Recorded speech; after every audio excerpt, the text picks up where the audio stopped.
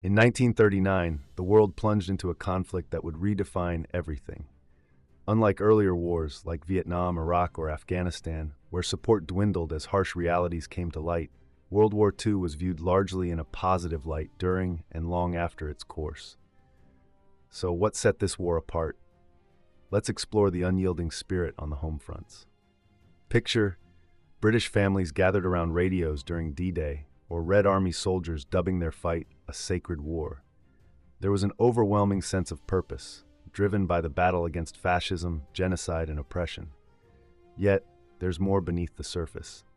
This discussion examines World War II not as a single, cohesive war, but as two concurrent struggles. On one side stood imperialist governments fighting for dominance, while on the other were ordinary individuals rising against tyranny and fascism, yearning for freedom and justice. From the harrowing truths of Treblinka to the vibrant streets of Barcelona, we'll reveal how these two conflicts intertwined, clashed, and left a lasting mark on this historic encounter. If you believe you know everything about World War II, it's time to reconsider. World War II stands uniquely apart from other conflicts of the 20th century. Unlike World War I, Vietnam, Iraq, or Afghanistan, which began with public backing only to lose it as the truth emerged, the Second World War cultivated a different perception. It maintained a positive outlook throughout, and that sentiment continues today. In regions under Axis control, people genuinely rejoiced with the defeat of Germany, Italy, and Japan. Notably, in the United States, support for the war surged even as casualties mounted. President Roosevelt enjoyed approval ratings exceeding 70%, despite waning peace efforts. In Britain, volunteers monitored public sentiment, tuning into conversations and gauging reactions. At the war's outset, many expressed frustration over inaction, asking, "Why aren't we doing anything? Why don't we attack Italy or take action in Abyssinia?" People noticed the excitement that blossomed with military news. While modern imperial powers might not shake cans for contributions, in 1940, there was a fighter plane fund that united the public in support. Even after enduring years of grueling conflict and substantial loss of life, that enthusiasm endured. When news of the Normandy landings broke on D-Day in 1944, joy erupted.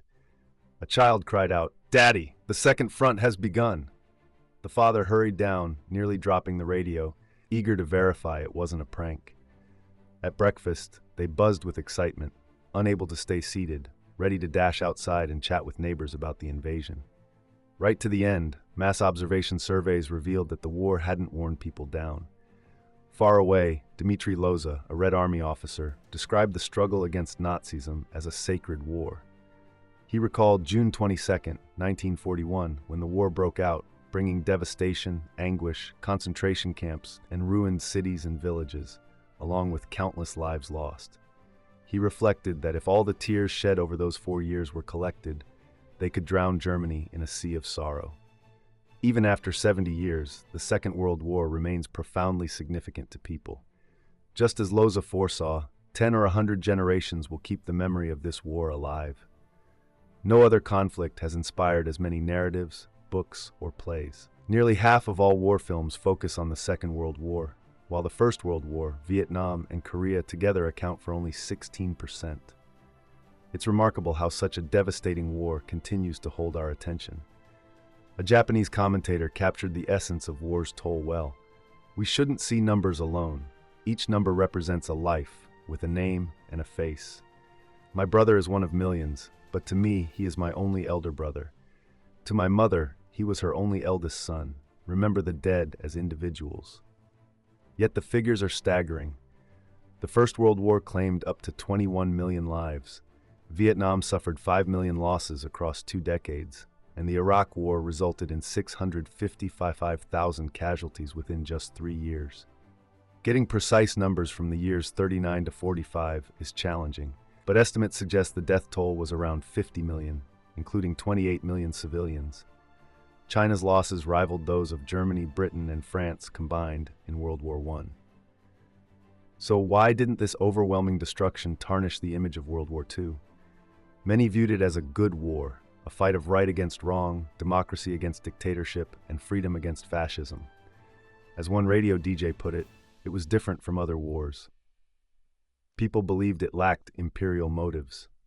Our enemy was unmistakably evil, the force behind the Holocaust. This was a struggle that garnered strong support from those who opposed other wars. It was considered a just war, if one believes that such a concept exists. On the Eastern Front, Loza expressed agreement, stating, "People built a wall against oppressors, thieves, and torturers, those scum of fascism. They directed all their hatred toward this loathed enemy." A significant aspect of the Second World War involved millions rising up to combat fascist genocide and oppression, fueled by their unwavering conviction in their cause. Their fury against Hitler and his allies was entirely warranted. Frank Capra's renowned propaganda film Why We Fight made it clear the Axis powers aimed to dominate the globe. They sought Lebensraum for Germany, a new Roman Empire for Italy, and the so-called Greater East Asian Co-Prosperity Sphere for Japan. A brief glance reveals how catastrophic an Axis victory would have been for humanity. The Nazis constructed their movement on a foundation of racism, leading to horrifying events like Jewish women being sent to the Treblinka death camp, where their hair was shorn for mattress production in Germany before they were gassed, 10 to 12,000 each day. They intended to murder them within 10 minutes of arriving. Infants were taken from their mothers the moment they disembarked the train. Those babies were herded into a ditch, and once there were enough, they were shot and incinerated. If mothers managed to keep their babies, a German guard would seize the infant by the legs and smash it against the barracks wall until all that remained was a bloody mess in his hands. While Italian fascism may not have been as overtly racist, the invasion of Abyssinia from 35 to 36 employed terrible tactics, including chemical attacks. Mussolini's son, a pilot, referred to this brutal conquest as magnificent sport, remarking that one group of cavalry appeared like a beautiful rose amid the bombs falling around them. It struck him as quite enjoyable. Then there was Japan's assault on China, culminating in the horrific rape of Nanjing in 1937. Over 2 months, the Japanese army perpetrated unspeakable acts, violating at least 20,000 women, most of whom were killed afterward, and taking the lives of 200,000 men. Even though the Allies ultimately put an end to these atrocities, it complicates the perception of the Second World War as merely a good war. The Axis powers didn't hold a monopoly on cruelty. Consider the US bombing of Hiroshima as just one instance. It's too simplistic to assume that the leaders of the Allied forces had the same interests as ordinary people. Despite their stirring speeches, it's naive to think that Britain, France, Russia, or the USA genuinely opposed the idea of world domination. Take the Atlantic Charter, which the Times celebrated for rallying the good forces of the world, freedom and restoration for the oppressed nations. In August 1941, President Roosevelt and Prime Minister Churchill pledged to protect the right of all people to choose their own form of government. Stalin quickly expressed Russia's full backing for the Charter's principles.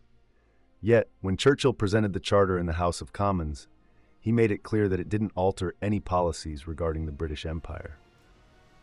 It was only relevant to the states and nations of Europe now under Nazi control. This limited perspective was soon overlooked when it came to actual decisions. In October 1944, British and Russian leaders convened to discuss matters that Churchill later described as crude and even callous, unfit to serve as the foundation for any formal agreement. Ultimately, Churchill's pride took over, leading him to document what became known as the Percentages Agreement. He proposed a deal. You take 90% of Romania, we take 90% of Greece, and we split Yugoslavia evenly.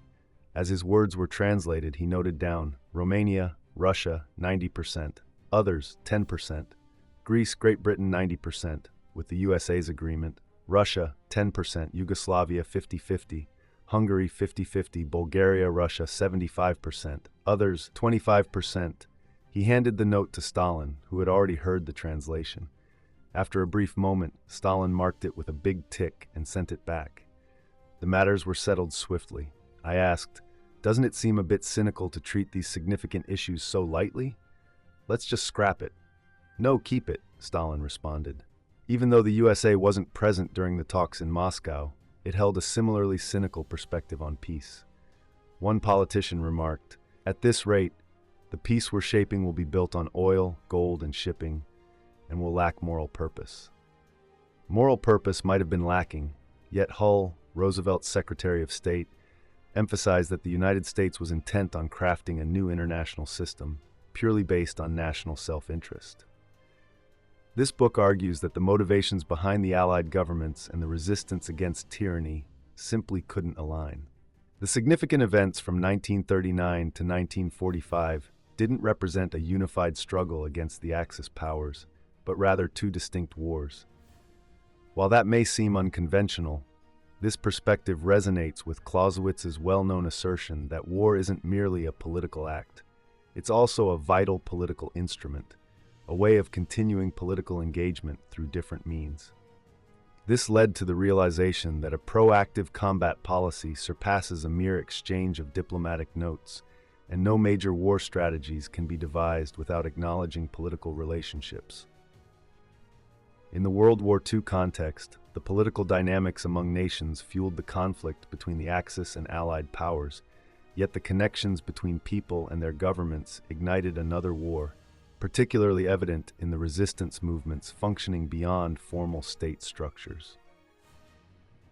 Viewing the conflict as two separate wars changes our understanding of the Second World War. Allied leaders presented an image of unity among their nations and their citizens. For instance, Britain's Prime Minister, upon welcoming Russia into the Allies, claimed that past disagreements were set aside. He likened the Nazi regime to the darkest aspects of communism, but insisted that previous crimes and errors were behind them. He declared their objective was clear and focused: to eliminate Hitler and the Nazis once and for all. This battle wasn't merely a class struggle. It involved the entirety of the British Empire and the Commonwealth, regardless of race, beliefs, or political stance. It was a fight for freedom for all people globally. Even with their differing ideologies, Stalin embraced this mission to overthrow the Hitler regime. He bore no resentment over the Prime Minister's remarks.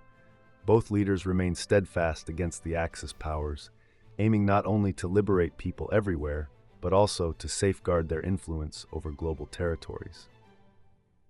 However, there's another perspective that views the Second World War primarily as an imperialist struggle. Trotsky, a long-standing opponent of fascism, recognized the source of workers' anger. He noted that Hitler's actions ignited intense hatred among workers across the globe. However, he argued that the Allies were not genuinely intent on eliminating fascism. Their true goal was to preserve their power. In his view, the victory of British and French imperialists would be just as damaging as the successes of Hitler and Mussolini. History teaches us not to favor one facet of the imperialist system over another, but to strive for dismantling the entire structure. Trotsky's stance against the war stemmed not from a desire for peace, but from a belief in just wars that liberate the oppressed and foster progress. He did not dismiss democracy. The Bolsheviks sought democracy too, but not the kind managed by detached elites. Trotsky claimed that while the Second World War was an imperial conflict, it had to be resisted in support of a people's struggle against fascism. First, let's cleanse our democracy of capitalist bigwigs. Then we'll protect it with all our might. Trotsky met his end at the hands of one of Stalin's agents in 1940, just missing the opportunity to witness how the ideas he discussed unfolded. Howard Zinn and Henry Michel present a different viewpoint, emphasizing that during World War II, both anti-fascist and imperialist forces were involved. They categorize these into short-term and long-term factors. We could debate endlessly about whether there were truly distinct paths in the short term, or if we could have resisted fascism without the immense toll of 50 million lives. However, the long-term consequences of World War II on global thinking were profoundly damaging. It revived the concept of war, which had been condemned after the senseless slaughter of World War I. Now, leaders could refer back to World War II as a reference, regardless of how catastrophic their decisions were, resulting in millions more deaths in regions like Korea and Iraq. Michel's book, Shadow War, explores resistance during this era, underscoring the complexities of World War II while also highlighting its fundamental unity. The war unfolded in two primary ways, one featuring large, traditional armies clashing openly, and the other being more clandestine and underground. On the Allied side, these two approaches were as different as night and day. Yet, none of these perspectives fully encapsulate the complexity of the conflict. When you examine it closely, the notion of one united front, whether it embodies patriotic pride, clear imperialism, or a mix of immediate and long-term influences, begins to unravel. Beyond the united struggle against the Axis, there were numerous competing forces that, under certain circumstances, could clearly divide into opposing sides. You had governments and farmers, military leaders and soldiers, boardrooms and workers, each engaged in various conflicts, one advocating for imperialism while the other standing for the people's struggle. These ideas encompass a wide range and require thoughtful historical analysis. Imperialism encompassed the government's approach to foreign domination as well as the internal systems that facilitated that dominance.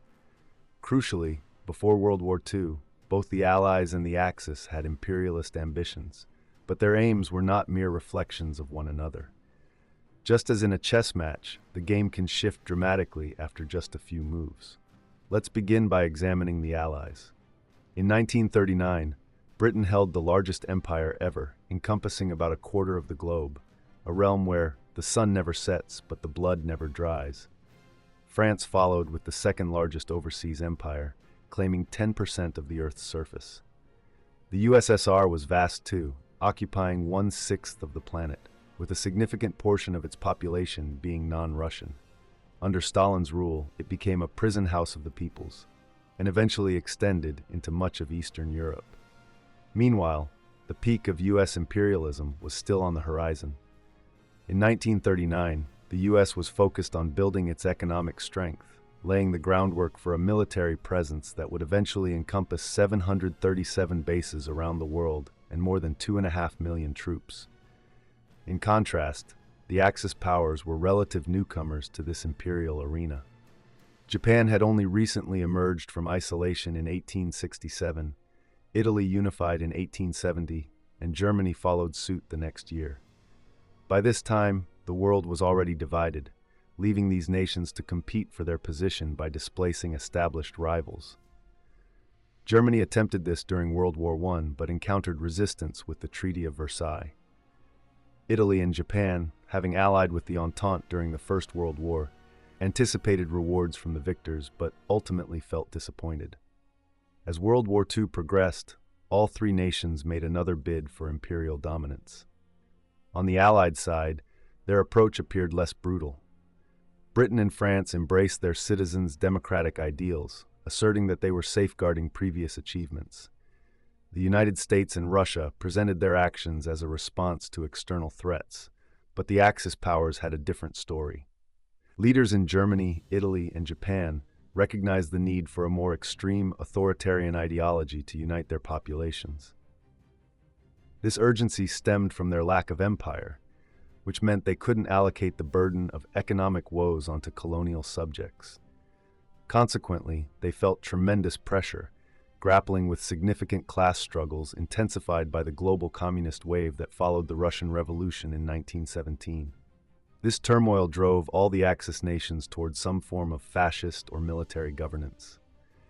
In Germany and Italy, the ruling authorities had to contend with prominent figures like Hitler and Mussolini. Meanwhile, in Japan, the military wielded power. These governments understood that to conquer and maintain territories against established imperial powers, they couldn't pretend to be benevolent, whether at home or abroad. Life under the Axis was destined to be harsh. Conversely, Britain, France, and Russia expanded their empires at a more measured pace, which allowed them to adopt intricate justifications, whether religious, racial, or political, for their actions.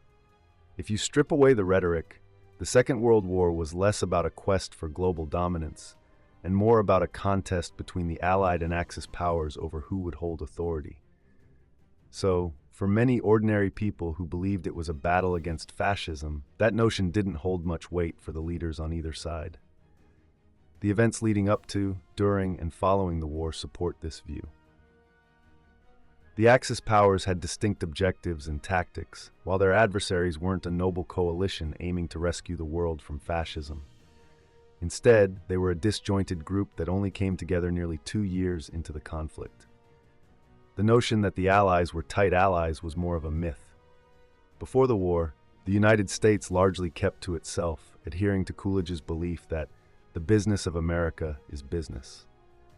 It wasn't until President Roosevelt recognized the real danger of an Axis victory that he engaged with the global stage. Nazi domination in Europe wouldn't remain contained, it would expand. Moreover, Britain was almost bankrupt from World War I and relied on U.S. support to endure the Second World War, which meant sacrificing its status as a world power. In Asia, Japan was competing for influence against the U.S. Zinn points out a memo from the State Department that warned Japanese expansion could seriously undermine America's diplomatic and strategic stance, resulting in severe limits on access to key resources like rubber, tin, and jute in Asia and the Pacific. In response, Roosevelt imposed an oil embargo on Japan, forcing Japan into a tough decision: abandon its imperial goals or retaliate aggressively. Then came December the 7th, 1941, when Pearl Harbor changed everything. Before 1939, Britain viewed communism as a greater threat than Nazism. Consequently, it dismissed Stalin's requests for an anti-Nazi alliance, opting instead to appease Germany. Britain watched as Hitler violated the military restrictions set by the Versailles Treaty, starting in 1935. They first accepted the expansion of Germany's navy, then allowed the army to grow fivefold and enabled the creation of the outlawed Luftwaffe. They only raised concerns when Austria was annexed. In 1939, British Prime Minister Neville Chamberlain pressured Czechoslovakia to cede territory to Germany, claiming he had secured peace in our time with Hitler. However, it was the invasion of Poland that revealed Hitler's true intentions and prompted Britain to enter the conflict. When Hitler launched an attack on the USSR, a practical alliance emerged between Britain and Russia against a common foe. By that time, Stalin had concluded that Britain and France were too lenient towards Hitler to genuinely assist in safeguarding Soviet territory. This led him to make a notorious peace pact with Hitler, and later declare at a Communist Party Congress that he would allow both sides to weaken each other before intervening. The shared hardships of World War II did not erase the existing tensions among the Allies. This fragile partnership of former adversaries only managed to hold together throughout the duration of the war. After 1945, Britain, unable to maintain its extensive territories, had to accept a diminished role alongside the USA. The USA had emerged as a superpower with nuclear capabilities, ready to take control at the end of the conflict, a point underlined by President Harry Truman. The once ally, Russia, was now viewed as the evil empire, instilling fear of nuclear war and the harsh realities of the Cold War in an entire generation. This spurred Moscow to rapidly develop its own nuclear arsenal for protection and to intimidate former allies. Imperialism wasn't exclusive to the major powers. Smaller nations often found themselves acting as satellites for those in control. Various governments in exile operated from locations such as London and Cairo. Imperialism extended beyond politics. It influenced society and was intricately linked to capitalism. Take occupied France during World War II as an example. From his secure position in London, Charles de Gaulle championed his country's imperial pride by resisting the Nazis. In contrast, the Vichy regime chose to collaborate with the Germans to maintain control over workers. Each faction reflected different dimensions of imperialism. The war employed brutal tactics, especially in conventional warfare, which diverged significantly from the approaches used by resistance fighters. The concept of a people's war can be more complex than it appears. It often gets misappropriated. For instance, consider how Stalin labeled the Eastern European nations under his domination as people's democracies. This illustrates that the word people can be manipulated to further specific agendas. We must truly consider who are the people. Not everyone engaged in this war equally. Under occupation, becoming part of a clandestine resistance carried serious dangers, like the risk of being arrested by the Gestapo. Most individuals simply couldn't rise to the occasion. However, those who did oppose the oppressors gained recognition for their bravery and dedication. In unoccupied Allied nations, many arose to defend freedom despite differing opinions about their leaders. In Asia, communities resisted colonial oppression from both European and Japanese forces. The important takeaway is that even though the war had many layers, it ultimately aimed to benefit the people. Another critical question arises. What differentiates a people's war from a class war or a national war? The Marxist definition of class categorizes groups based on their relationship to production, which doesn't quite align with the idea of a people's war. Even when worker movements were pivotal, as seen in Italy, resistance sprang from diverse backgrounds. Yet, a people's war transcends mere national conflicts. It sought something greater than just independence. It aimed to advance beyond merely maintaining or restoring the existing social order. Class wars and national wars cannot exist independently. A people's war intertwines both. From a class perspective, it entirely rejected the old social hierarchy and advocated for the lower classes, regardless of their origins. On a national level, those fighting for the people contended that the true nation comprised the masses, not the corrupt elites. The hesitation of Allied leaders to confront foreign oppressors and their tendency to collaborate with the Axis through appeasement, both before and during the occupation, only reinforced this viewpoint. It may seem simpler to differentiate between class war and national war, but that's simply not practical for several reasons. Similarly, it would be ideal to separate liberation struggles from imperial influences, yet they were so interconnected that it just didn't happen. Although discussions of parallel wars emerge in various national studies, like Angus Calder's The People's War on Britain, this kind of examination hasn't been consistently applied across the entire Second World War. On the battlefield, commanders and soldiers fought together, regardless of differing opinions, making it challenging to distinguish the two conflicts, even for those directly involved. Still, at times, the divide was unmistakable. In countries under Axis control, independent resistance movements emerged, much to the dismay of the Allied powers. In Asia, colonial authority weakened due to the European War or faced upheaval from Japanese invasions. A crucial moment came in 1945 when Allied governments sought a peace agreement reflecting their triumph in the imperialist conflict, which meant restoring the old order. Meanwhile, local populations desired a post-war world shaped by their own victories in the people's struggle. This brief work doesn't aim to establish a comprehensive standard history. Unlike those that delve into battles, technology, generals, and armies of the Second World War, or those focusing on specific leaders or nations, this narrative highlights the places where these two conflicts collide most vividly.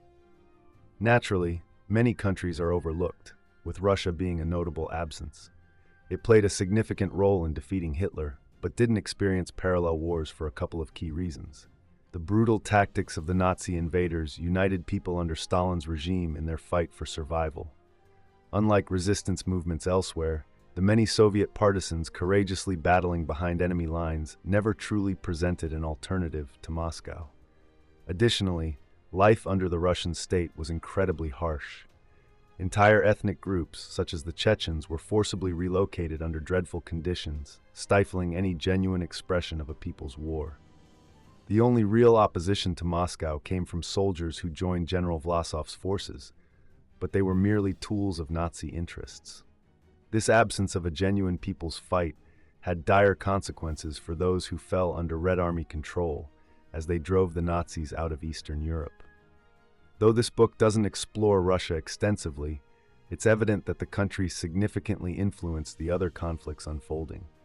Foreign communist parties played crucial roles in nearly every resistance effort, passionately advocating for the people's cause. Yet, their allegiance to Stalin's Russia often led them to bend to its imperial ambitions, altering their positions as necessary. Up until the mid-30s, the USSR promoted a third period line that emphasized open class struggle above all else, regarding any other parties, whether fascist or leftist reformers, as capitalist tools to be equally opposed. This limited perspective contributed to Hitler's rise and supported the Popular Front policy. Class distinctions faded in importance, rallying anyone not openly fascist, including right-wing imperial supporters in Britain and France, to join forces for national interest and defend the Soviet Union. Even with a brief pause due to the Hitler-Stalin Pact in 1939, popular frontism persisted throughout World War II. It fostered remarkable moments. Communists were at the forefront, organizing and leading significant resistance to fascism, inspiring workers and peasants with the hope for a brighter future post-war. However, they also restrained certain struggles to avoid ruffling the imperialist nations allied with Russia. They ignited and limited mass movements, helping to defeat fascism while enabling discredited ruling elites to reclaim power, often at the cost of ordinary people. Communists didn't simply occupy a corner in the fight against imperialism. They were more akin to a crossroads. Supporters of imperialism weren't all aligned either. Both groups intermixed within movements, organizations, and as individuals. So it's overly simplistic to say there were just two parallel battles. Then there's China, grappling with its own three-sided conflict involving Japanese forces, nationalist Chinese, and the Communist Party. This scenario has some parallels with our discussion, but the significant events leading to Mao's victory in 1948 aren't our main focus today. Even with the gaps in the narrative, the examples we've explored show that viewing the Second World War as parallel wars is a meaningful approach. When we consider it, the battle for democracy against fascism didn't really begin in 1939 in Poland. It actually kicked off in Spain 3 years earlier, when the people started resisting General Franco's nationalist uprising. Franco himself acknowledged this in 1941, telling Hitler that Spain was the site of the first victory in the Second World War. An American volunteer opposing fascism put it simply, "To me, World War II began on July 18, 1936. That's when the first shot rang out in Madrid." However, many people don't accept that as the war's starting point, since the Allied governments weren't involved at that time. Those Americans returning from the Civil War were labeled premature anti-fascists and scrutinized by what would later become McCarthy's House Un-American Activities Committee. Their crime? Fighting against a coup that a nationalist newspaper declared was aimed at liberating Europe from the filth of democracy. Franco, although more a military dictator than a typical fascist like Mussolini or Hitler, had clear connections to fascism and Nazism from the beginning. Without Hitler's aircraft to transport troops from Morocco, his rebellion might have faltered. Mussolini also intervened early with planes, weapons, and ships. Throughout the conflict, the nationalists relied heavily on support from the Axis powers, receiving arms and assistance from 16,000 German troops and 80,000 Italian soldiers. Although Franco claimed that his movement wasn't solely about fascism, he didn't deny that fascism played a significant role in shaping his new government. The nationalists borrowed a slogan from the Nazis: "One homeland, one state, one leader." Consequently, many describe Franco's ideology as a blend of fascist principles and rigid religious beliefs. The nationalists also adopted methods that foreshadowed the brutal tactics the Axis would later use elsewhere. One member of the Falange candidly stated that the oppression in their regions was executed with chilling precision. In Malaga, a city that surrendered without resistance, 4,000 people were executed in just 1 week. The level of violence was shocking even to the Italians and Germans, who deemed it misguided, suggesting that the nationalists should recruit workers into a fascist party rather than eliminate them. By 1937, the decline in executions in nationalist territories was partly due to the fact that there weren't many people left to target. When the war concluded on April 1st, 1939, the death toll had risen to approximately 300,000. Although Spain claimed to be neutral and stayed out of the Axis, this was really a reflection of the country's fatigue and Hitler's reluctance to meet Franco's demands for entry. Nevertheless, Franco did send the Blue Division, consisting of 47,000 troops, to fight alongside the Germans in Russia. The Spanish Civil War was not the usual army versus army conflict. It was more about an army clashing with a revolution. An anarchist who endured 2 decades in Franco's prisons recounted how the People's War ignited in Barcelona. The goal was not only to defeat the nationalists, but also to confront the Republican government that Franco aimed to dismantle. For months, it was widely understood that a coup by the generals was imminent. Everyone recognized their intention to topple the Republic and establish their own dictatorship similar to the fascists. Many believed the government was trapped, and arming the people was the only way out. Instead, the Popular Front government urged the military to remain loyal. When the army finally moved, their action was rapid. Within a day, Barcelona fell into their control. This was a people's war that united resistance against Franco on the front lines, while igniting a class struggle in the background. Militia groups set out to confront the rebels, and upon returning, they challenged their leaders. In Barcelona, an astounding 80% of businesses were shared among the workers. A bold statement proclaimed, "When the people win, capitalism will die." By December 1936, George Orwell noted a shift. The working class was making strides. Every shop and cafe displayed signs indicating they were collectivized. Even bootblacks sported boxes painted in the striking red and black of revolution. Waiters and shop personnel treated customers as equals, and all formalities temporarily vanished. Tipping? That was outlawed. One significant shift during the Civil War was the transformation of women's roles. One woman pointed out that women began to be seen as equals rather than objects, marking a significant social shift of the era. The conflict that began in 1936 hinted at the impending World War. Alongside the Spanish workers fighting against Franco stood the International Brigades, which comprised around 32,000 volunteers from 53 nations.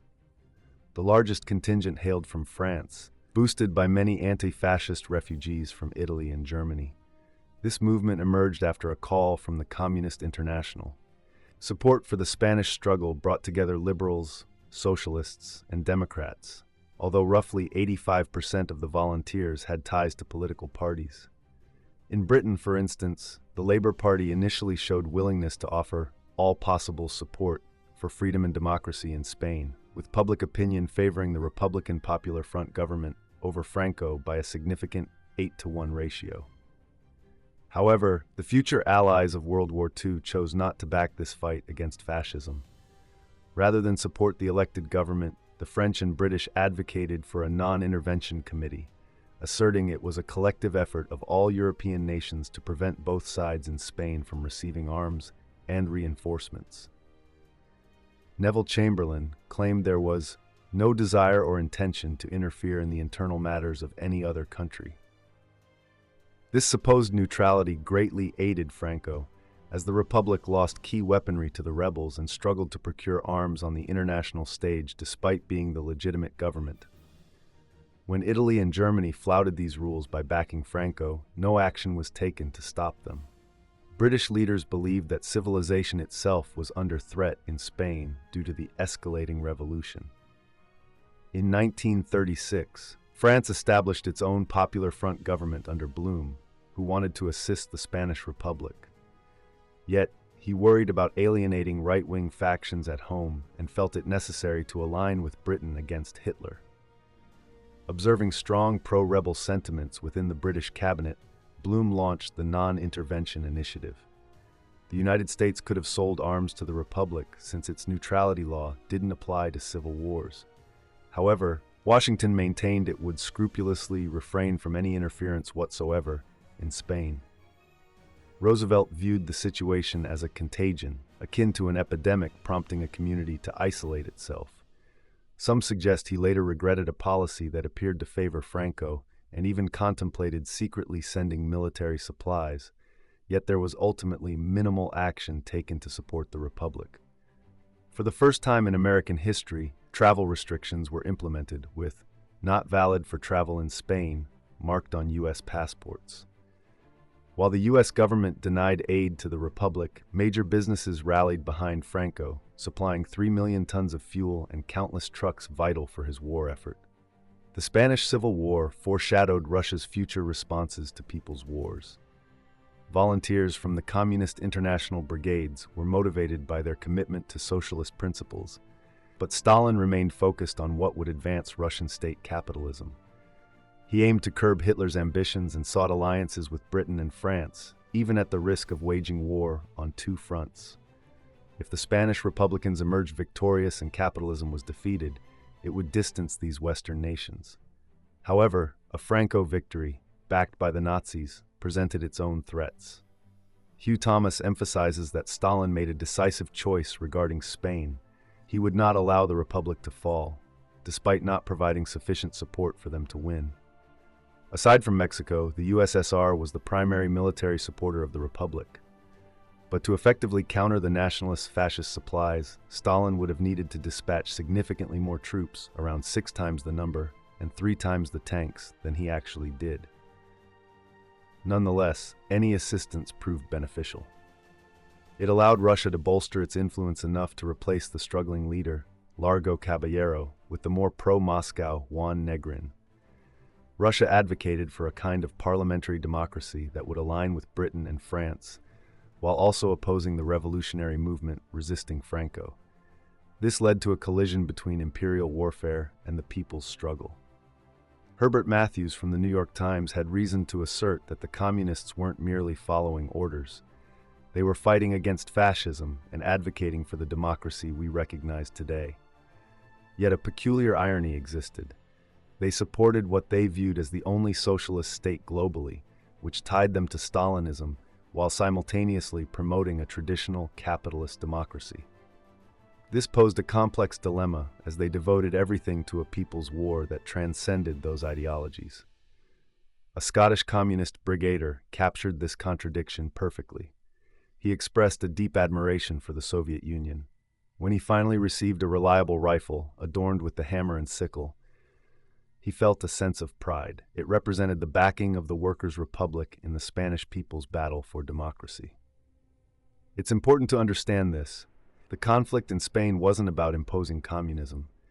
There was a practical military element that impacted both sides in the Republican struggle. In the wake of early defeats faced by enthusiastic yet disorganized workers' militias, many moderate Republicans, socialists, communists, and even some anarchists began advocating for structured military formations. The central question was political. Should they wage the war in a manner that wouldn't alienate Western powers sympathetic to Franco? Or should they prioritize dismantling the corrupt system that allowed for numerous Francos over the years?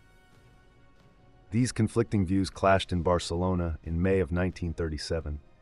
The communists allied with socialists and bourgeois republicans to suppress the anarchist factions such as the CNT and the POUM, associated with Trotskyism. This conflict claimed many lives.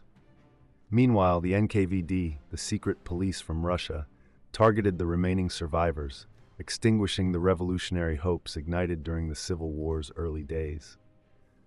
The Republic's prospects for victory seemed grim. They were isolated. Russia had its strategy, the Western allies were indifferent, and the Axis powers supported the opposition.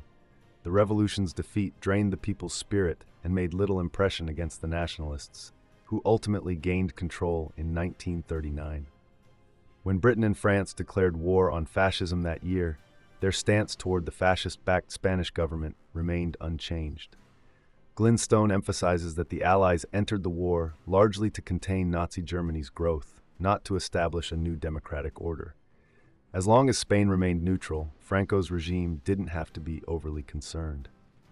In 1940, Churchill even commended the nationalists, asserting that British interests depended on a robust and independent Spain, which he anticipated would play a significant role in the Mediterranean and Europe. Franco welcomed this support, aligning with Hitler's war against Russian communism, labeling it the dreadful nightmare of our age. He even deployed troops to assist. He cautioned the United States that entering the war would be criminal madness, and boldly stated that the Allies had already lost. Nonetheless, the British and French governments remained steadfast. They made trade agreements and continued to back the weaker fascist regimes, believing that any change would only lead to greater chaos. The Civil War left Spain heavily reliant on food imports. While people in India faced hunger, the Western Allies rushed in with vast supplies of wheat, industrial goods, and oil to satisfy Spain's needs. An American observer remarked that Spanish civilians had the highest fuel consumption in Europe. The Allies' strategies might have seemed appropriate for the time. Spain's neutrality helped maintain British control over Gibraltar and ensured access to the Mediterranean.